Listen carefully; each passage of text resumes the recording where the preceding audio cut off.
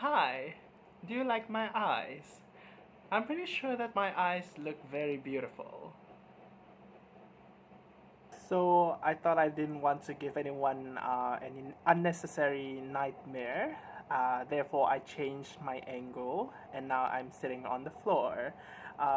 This is all out of consideration for my viewers. So this is Bookish avec moi.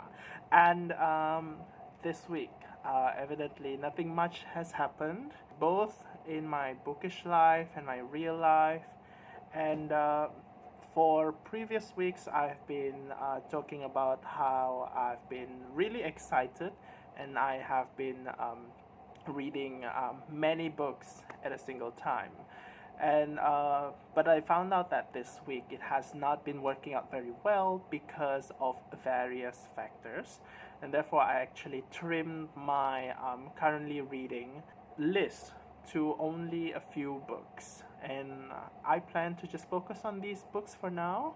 Um, I don't think my head can take so much, even though I do feel kind of excited, but I think I'm gonna focus on a smaller portion for the time being.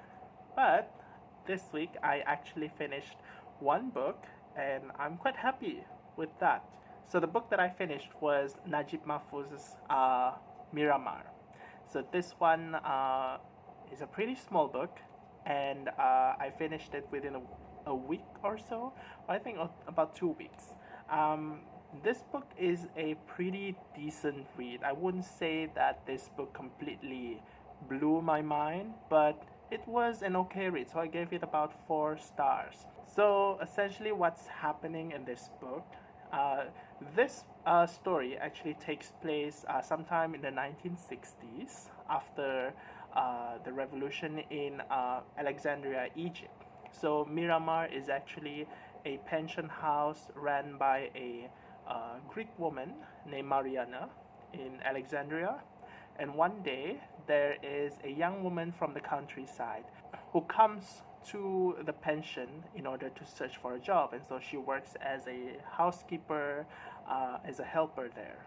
And so at that pension house, there are, of course, lodgers. There are 5 of them, and these are the characters that will serve as the narrators in this book. So this book has a few chapters, and all of these chapters they are narrated by these different lodgers, all talking about the same sequence of events involving this young woman from the countryside named Zora. So basically, Zora comes to Miramar in order to get a job, and when she's there are a few things that kind of happen to her. First, she's pursued by one of the lodgers, and then she is also pursued by some of the people around the area, including one. I think one was a newspaper handler, and also another thing that occurs. Zora also expressed her intention to study and get a stable career while she's working in Miramar. And we see these different lodgers, these male lodgers, reacting to all these different kinds of events. And these lodgers, they are of various ages. So some of them are like old, some of them like really young people, young guys, eligible bachelors. And so each of them have some kind of expectation towards Zora. Some of them desire Zora, and we see all of these kinds of different reactions from them. But all of them kind of shows like this really, for me, kind of patriarchal idea about what they want Zora to do, how they want Zora to act, and it gets a little bit frustrating sometimes, to see these kinds of thoughts being expressed in a book. But I guess for me, that's kind of like the point of this book. The fact that I feel kind of uncomfortable by how these men react to Zora as a person and what she does in this story. It kind of makes me uncomfortable. But then again, that is kind of like something that you could expect probably in the country in the 60s, experienced by a young woman coming from the countryside. So, like I said, I actually read just a few books this week, but one book that I have been focusing the most on was Elizabeth Gaskell's Mary Barton. I'm still actively reading this one, although I kind of skipped certain days because I just didn't have the time. So what I planned for this book was to read one chapter per day, and aside from the fact that I missed certain days, it has been going quite well. There are, of course, days where I was able to kind of catch up, but overall, the story I think is quite nice. I really like the fact that the characters here, you could really feel how difficult their lives can be, the kind of frustrations, the kinds of struggle that the working class in a manufacturing town experience in this book. So it feels very real. It feels very realistic, even though the story takes place many, many, many decades ago. So this book was actually something that I intended to read for Victober, but as you can see, it's already November, and I actually have not finished any of my Victober TBRs. So congratulations. Now, another book that I'm currently reading for Victober is Charlotte Bronte's The Professor. I mentioned this book last week, and I actually did not read much of this book. I'm not sure if I want to finish this, even though it's quite small, but I just didn't enjoy it very much, I don't know, I'm still kind of flip-flopping on that. And so quickly, some of the books that I'm still currently reading include Some Tame Gazelle by Barbara Pym, and I'm also reading Naoya Shiga's A Dark Night's Passing, and also Rose Tremaine's Restoration. I'm not going to talk more about these books for now. I'll be talking more about them once I have finished them. Yeah. So I hope to be able to kind of finish these books. I don't know, next week, or not all of them, of course, or maybe after 2 weeks. So yeah, I'm having a lot of fun here.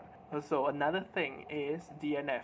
I actually kind of decided to stop with this book, unfortunately, because I don't find that I enjoy it very much. This is Madeleine Thien's Do Not Say We Have Nothing, and this is a buddy read that we planned for October together with Faye of Solitude of Reading, a bookstagrammer.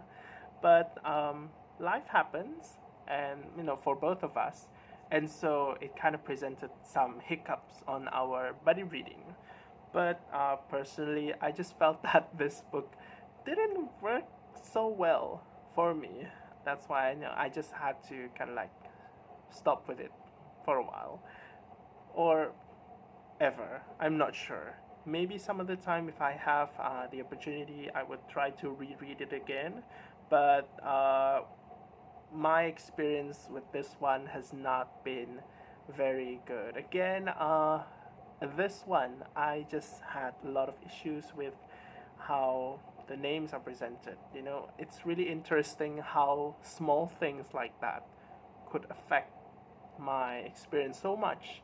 It just made this book felt like it doesn't make it feel like a realistic historical fiction, rather than some sort of a mythical fantasy, like kung fu wuxia-ish kind of setting, where you have characters with really strange translated names that made them look and sound really exotic, and actual Chinese people are not exotic. So if you just use their actual name, they would look less exotic, like they are supposed to be. So I have some issues with that. So it's the new month, and I actually have 2 buddy reads going on. this was something that we planned quite a while ago.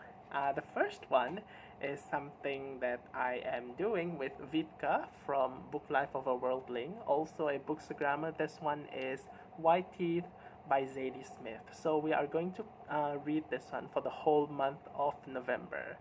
And we are kind of open for participation by other individuals as well. So if you are interested to read this with us, feel free to just let me know, and we'll read it. We'll read this one together. Our schedule is not very strict, and we just kind of plan to maybe read one section. So this book has 4 sections, so we plan to just kind of read one section per week, and so 4 sections in the whole month, and probably have like a some minor discussion every Sunday, like that. So on the end of the month, we'll have a big discussion, the final Sunday, on this book. So another buddy read that we are doing is the sequel for My Brilliant Friend. This is Elena Ferrante, The Story of a New Name, and I am buddy reading this with Kirsten from Kirsten0929. She's a bookstagrammer as well, but she's also kind of an active commenter in our corner of BookTube. So I'm pretty sure most of you would recognize who that is. I just realized reading out loud her username make her sound like a character coming from a science fiction book. So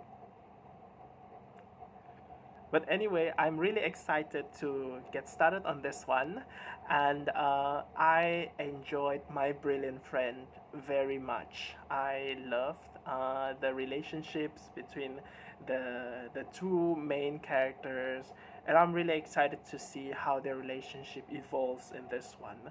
I really like that kind of, I would say, not overly sweet, really complicated kind of portrayal of female friendship. I find that really fascinating.